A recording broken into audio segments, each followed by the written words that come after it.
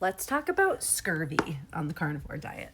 People are always like, Jess, aren't you worried about getting scurvy because you're not eating any vitamin C? And like, spoiler alert, I'm not worried about it.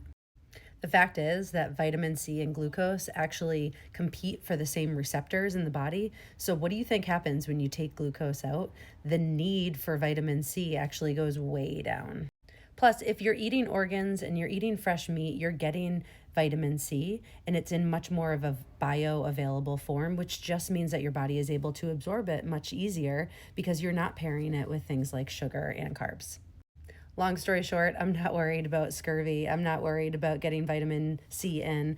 I do actually take a vitamin C in the wintertime, especially when my kids are going to school and bringing home all sorts of weird germs because we're all stuck inside. But once the windows are open and things are good, I'm not super worried about bolusing my immune system.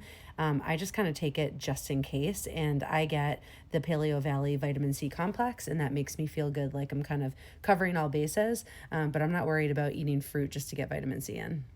So next time somebody asks you about vitamin C in particular, just let them know on the carnivore diet you're not eating any carbohydrates. And so when you don't have carbs competing for those same receptors, the vitamin C needs go way down. But also, I will continue to laugh about stuff like this because literally, when people ask me that, I'm like, where were you when I was buying Easter candy for my kids a couple of years ago, so deep in my sugar addiction, and having to go back to the store like 3 times to go get the candy to fill their eggs in their basket when I was eating all of the jelly beans for breakfast, lunch, and dinner? Where were you? Did you care about my vitamin C then? It's just so silly. People like to try and grab at anything that they can. And this is not a common way of living. And it is so the opposite of the way that we were taught in terms of nutrition. And so people just want to grasp at straws and try to poke holes in what you're doing.